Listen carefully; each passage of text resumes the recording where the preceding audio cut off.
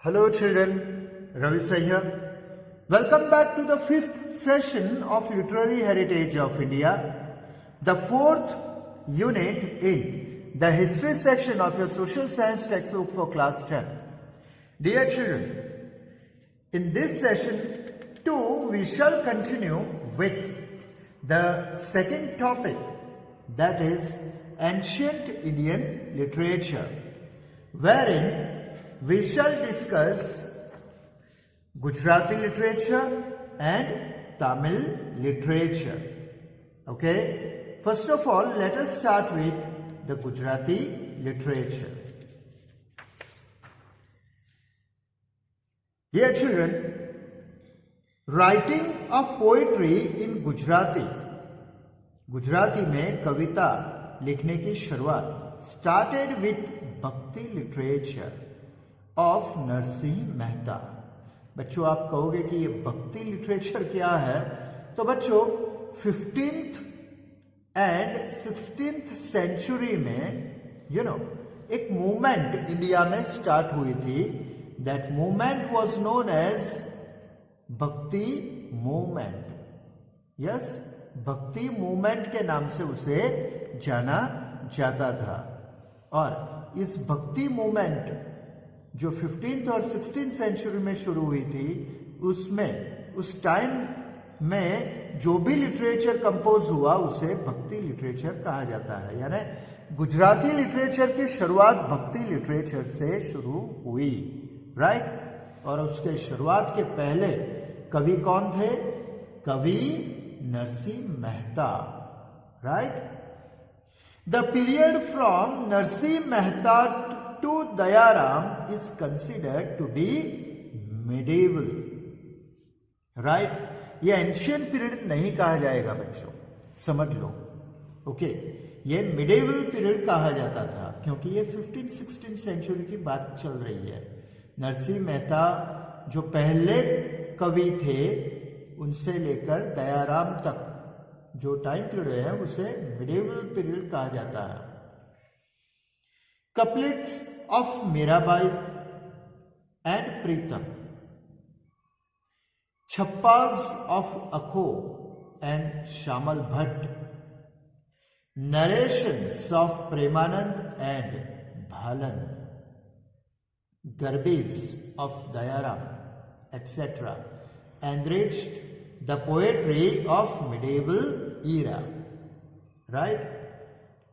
के कपलेट्स यानी आप कह सकते हो दोहे या तो मुक्तक, राइट. किसके लिखे? मीराबाई और प्रीतम के.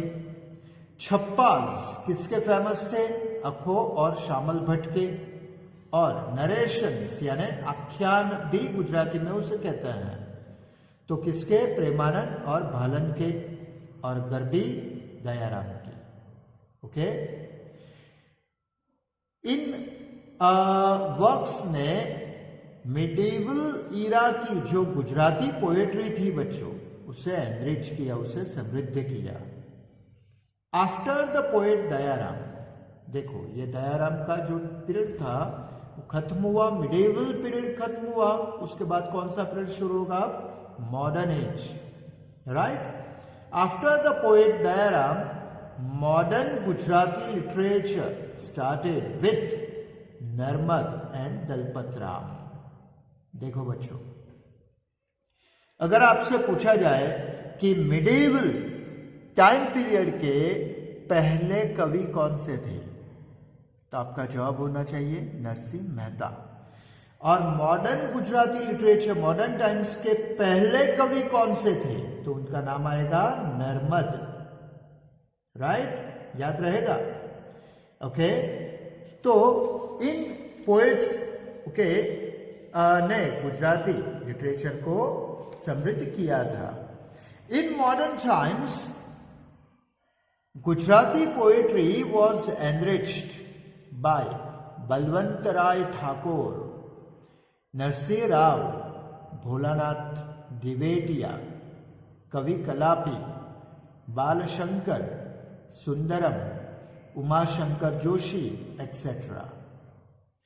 ये सभी नाम आप आपके गुजराती सब्जेक्ट की टेक्स्ट बुक में आप पढ़ते ही होंगे, है ना। In modern times Gujarati prose was enriched. देखो पोएट्री में किसका नाम आना चाहिए? यस, बलवंत राय ठाकुर, नरसिंह राव, भोलानाथ द्विवेटिया, कवि कलापी, बालशंकर सुंदरम, उमाशंकर जोशी। और प्रोज में, गुजराती प्रोज में किन ऑथर्स का नाम? नर्मद, नवलराम, किशोरलाल मशरूवाला, महिपतराम, पन्नालाल वगैरह, राइट। लिटरेचर्स यानी साहित्यकार जैसे लाइक नरसिंह मेहता, मीराबाई, दयाराम, अखो, प्रेमानंद, प्रीतम, Narmad, Navalram, Kishorelal Mashruwala, Mahipatram, Govardhan Ram Tripathi etc.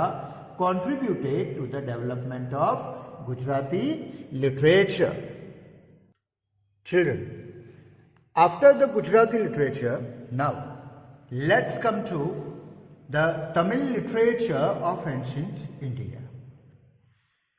During the ancient period, literature was also composed in the 4 Dravidian languages.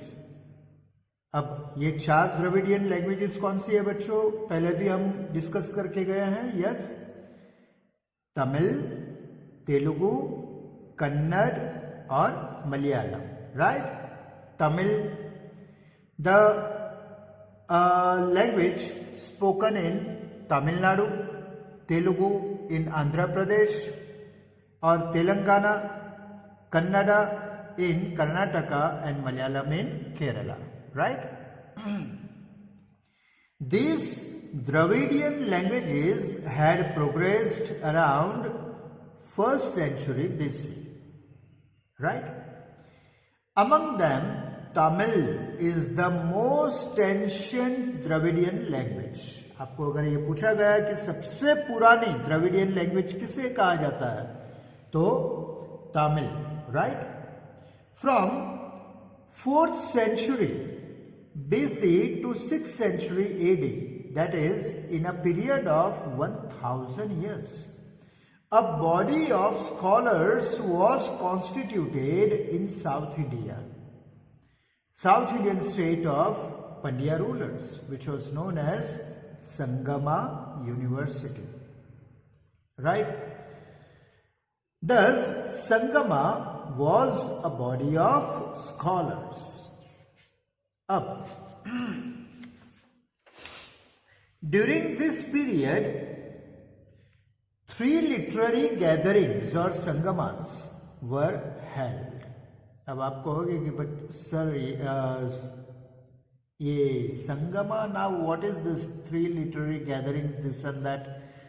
तो बच्चों इस शॉर्ट में इतना समझ लो आप कि सभी उस साउथ इंडिया के जितने भी पोएट्स होते थे वे एक जगह पर इकट्ठा होते थे, अपने अपनी कविताएं, अपने अपनी पोएम्स, रचनाएं वो पढ़कर सबको सुनाते थे।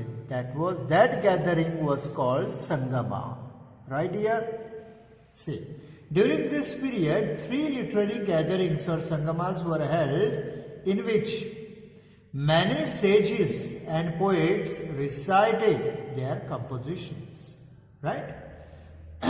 The 3 famous volumes of the Sangama literature were as follows.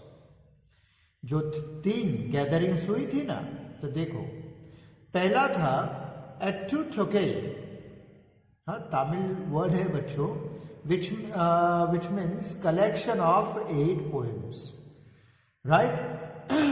तोलक्का PM related to grammar, और आखिरी में पट्टू पट्टू, that is collection of 10 songs, right? याद रहेगा? यस, फिर से मैं आपको याद दिलाता हूं।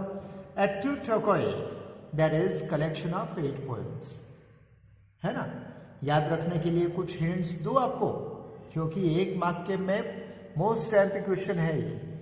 चलो इस तरह से याद रखो, 8 एट्टू, एट्टू 8, याद रहेगा। यू कैन कोरिलेट, है ना। 8 at 2. तो अगर आपको पूछा गया कि which of the following is a collection of 8 poems, तो 8 पोएम्स यानी एट टू ठोके. उसके बाद है तुलक्का पीएम. अब ग्रामर में बच्चों एक भी वर्ड यहां से वहां नहीं होना चाहिए, राइट. तोल के बहुत ही बारीकाई से तोल नाप करके वर्ड्स लिखे जाता है. तोल नाप करके, क्या करके, तोल नाप करके ग्रामर में, राइट. ये तो तोलक्का पीएम ग्रामर से रिलेटेड है, राइट. और ये तो आपको याद रहेगा, Pattu Pattu 10 songs, right. Pattu Pattu. Okay, 5 और 5 10. ओके ओके, आगे बढ़े. Their subjects were related to war, politics and love. ये सारे टॉपिक्स थे उनके जिन पर वे लिखा करते थे. The poet Thiruvalluvar composed the well-known epic. Yes, epic लिखा था, कुरुल, right. थिरुवल्लुवर कुरुल. उसके बाद शिल्पादिकरम and मणिमेखलाई are the most famous works of early Tamil literature. कौन से? शिल्पादिकरम और मणिमेखलाई, most famous works of early Tamil literature, right dear. So dear, that was, you can say, the Tamil literature, and with this we come to the end of this second topic, that is ancient Indian literature. यहाँ खत्म हुआ. पहले हमने ये topic cover किया था, उसके बाद आज हमने ये टॉपिक कवर कर दिया. In the next session we shall start with the medieval literature, right. Till then, wish you all the very best with today's learning. Bye.